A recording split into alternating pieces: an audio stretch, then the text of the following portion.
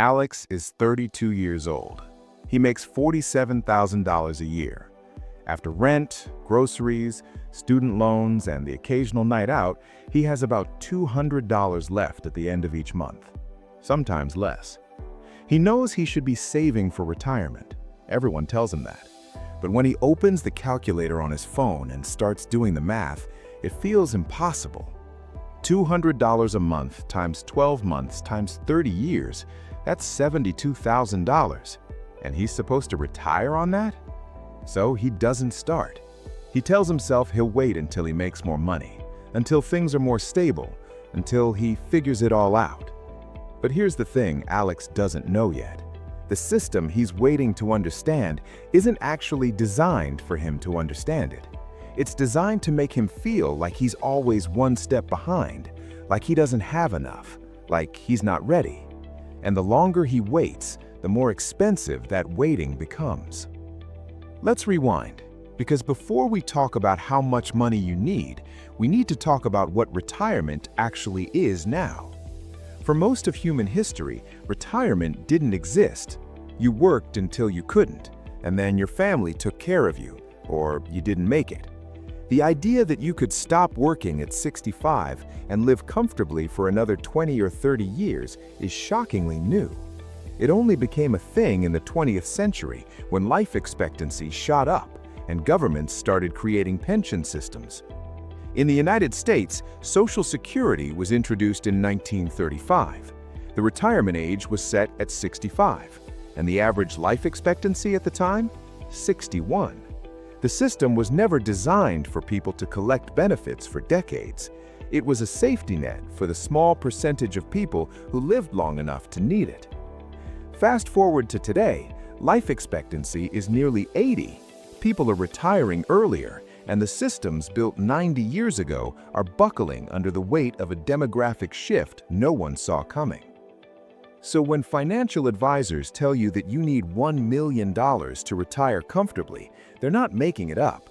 They're doing the math based on a world where you might live 30 years without a paycheck, where healthcare costs are rising faster than inflation, where Social Security might cover 30% of your expenses if you're lucky. But here's where it gets interesting. That $1 million number, it's not a magic threshold, it's a guess. A rough estimate based on the assumption that you'll need about 80% of your pre-retirement income to maintain your lifestyle. And for Alex, who makes $47,000 a year, 80% of that is around $38,000 annually. Multiply that by 30 years and you get $1.14 million. Except that's not how the math actually works. Stick with me here, because this is where most people check out. But this is also where the entire game changes. Let's say Alex starts putting $200 a month into a retirement account today. Just $200. That's $72,000 over 30 years, like we said. But he's not just stuffing cash under a mattress, he's investing it. And investments grow. The stock market historically returns about 7% per year after inflation. Some years more, some years less, but on average, 7%. And this is where compound interest does something almost absurd. If Alex invests $200 a month for 30 years at a 7% annual return, he doesn't end up with $72,000. He ends up with $244,000. Let me say that again. He contributes $72,000. The market does the rest. $172,000 of his retirement fund is money he never had to earn. Now, is $244,000 enough to retire on? Probably not, but it's a hell of a lot better than zero. And here's the kicker. If he waits just 5 years to start, thinking he'll be in a better financial position by then, and then invests $200 a month for 25 years instead of 30, he ends up with $163,000. He loses $81,000 by waiting 5 years, not because he contributed less. He actually contributes the same amount over those 25 years. He loses it because he gave up 5 years of compound growth. Time is the most valuable asset you have in retirement planning. Not money, time. But let's be honest, $244,000 still isn't $1 million. So how does someone like Alex actually get there? This is where the plan part comes in, because retirement savings isn't just about stuffing money into an account and hoping for the best.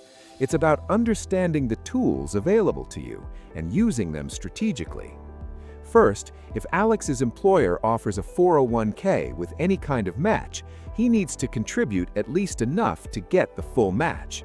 If his company matches 50% of his contributions up to 6% of his salary, that's free money, literally. If he contributes 6% of his $47,000 salary, that's $2,820 a year. His employer throws in another $1,410. That's $4,230 going into his retirement account every year, and he's only paying $2,280 out of pocket. Over 30 years at 7% growth, that turns into $433,000. He's already halfway to $1 million. But wait, there's more. Contributions to a traditional 401k are tax deductible, which means if Alex is in the 22% tax bracket, every dollar he contributes saves him 22 cents on his taxes. So that $2,820 he's putting in, it only costs him about $2,200 in actual take-home pay. He's saving for retirement and reducing his tax bill at the same time. And if he can scrape together another $100 a month to put into a Roth IRA, that's another $122,000 after 30 years, tax-free, because Roth contributions are made with after-tax dollars, but the growth and withdrawals are completely tax-free in retirement. Suddenly, Alex is looking at $500,000, and he started with $200. Now, I know what you're thinking. This all sounds great in theory, but what about real life? What about medical emergencies, car repairs, job loss, all the things that make it impossible to consistently save every single month for 30 years? Fair, life happens. And the truth is, most people don't save perfectly. They stop and start, they dip into their retirement accounts when things get tight, they make mistakes. But here's the thing, even an imperfect plan is better than no plan.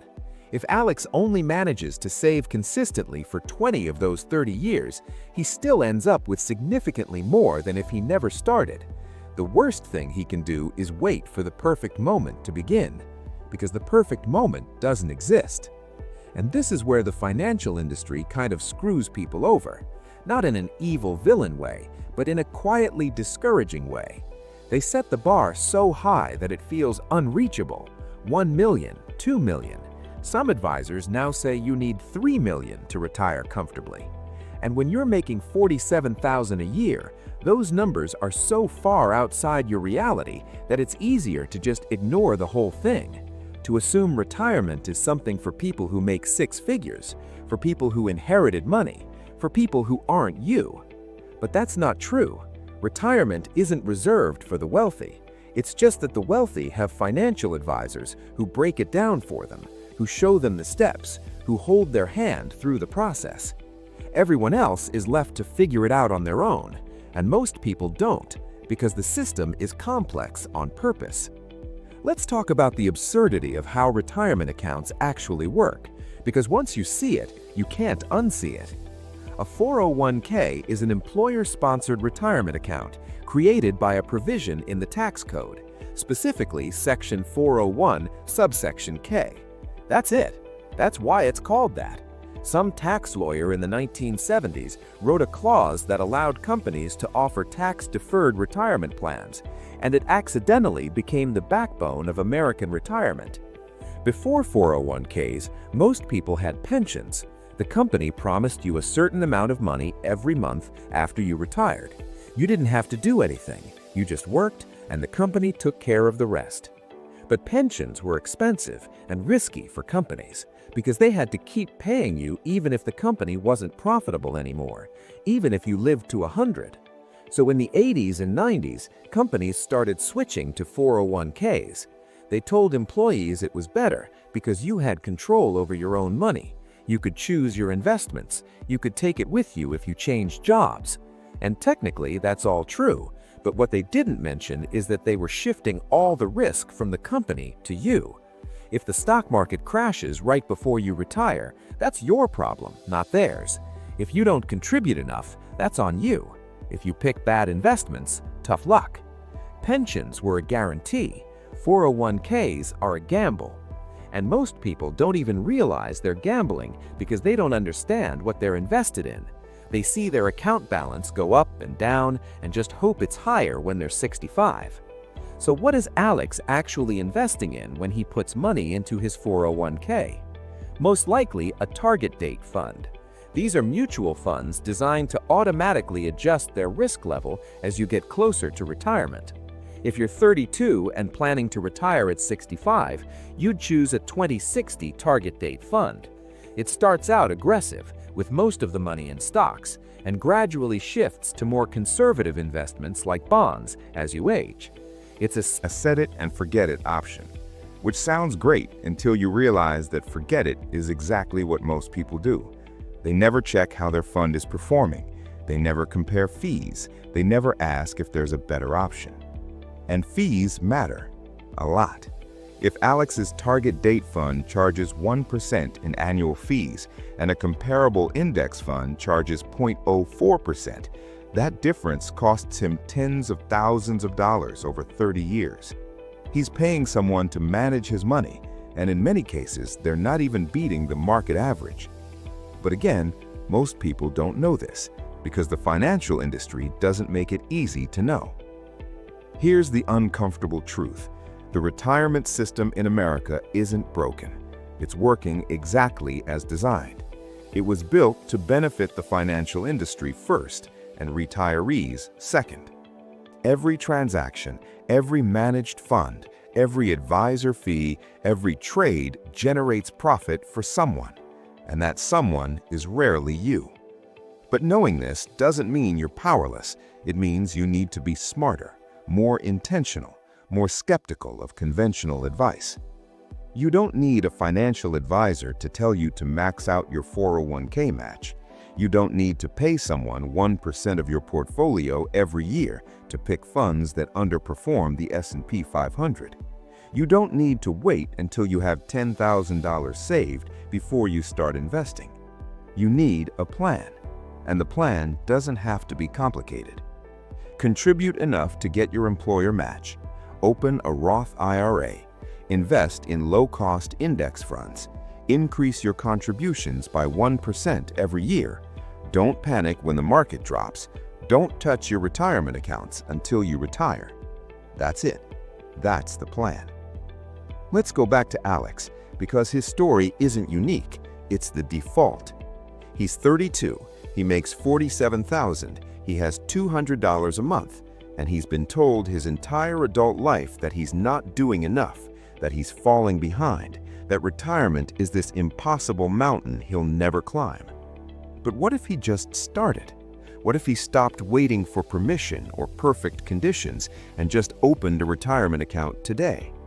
He won't have $1 million by 65, but he'll have something, and something is infinitely better than nothing.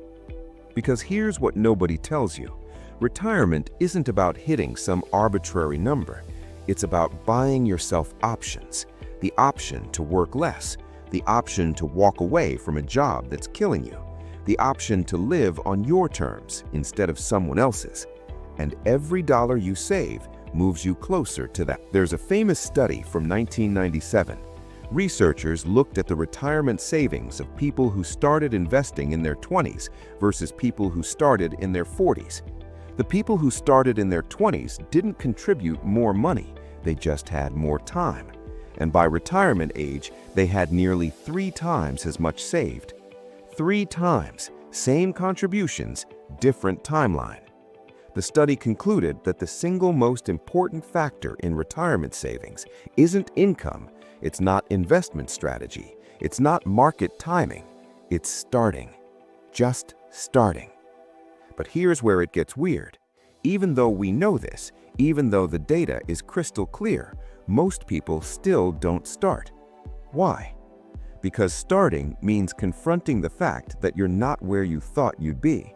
It means looking at your bank account and admitting that $200 a month is all you can afford right now. It means accepting that you won't retire as a millionaire, and that's okay. And that's hard. It's embarrassing. It feels like failure. But it's not.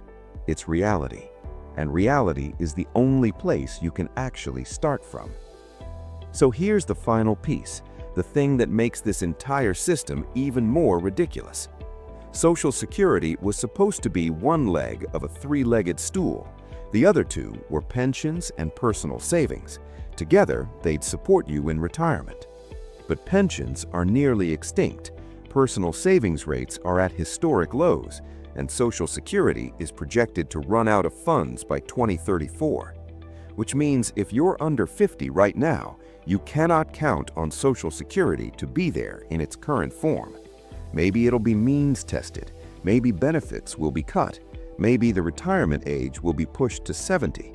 Nobody knows. And that uncertainty is why starting now matters even more.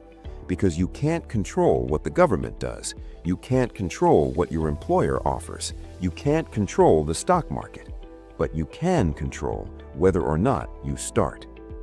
Alex is 32, he has $200 a month, and he has a choice. He can keep waiting for the right time, or he can start now. If he starts now, he won't have a perfect retirement, but he'll have options, he'll have security, he'll have something. If he waits, he'll have nothing. It's not fair, it's not easy, but it's true. So what's the plan? Open a retirement account. Contribute what you can. Don't stop. That's it. You don't need $1 million to start a retirement fund. You just need a plan. And the plan starts today. If this changed how you think about retirement, hit the like button. If you want more videos breaking down systems that seem impossible to understand, subscribe and drop a comment telling me what financial topic you want me to explain next. Because this stuff matters, and someone needs to explain it in a way that actually makes sense.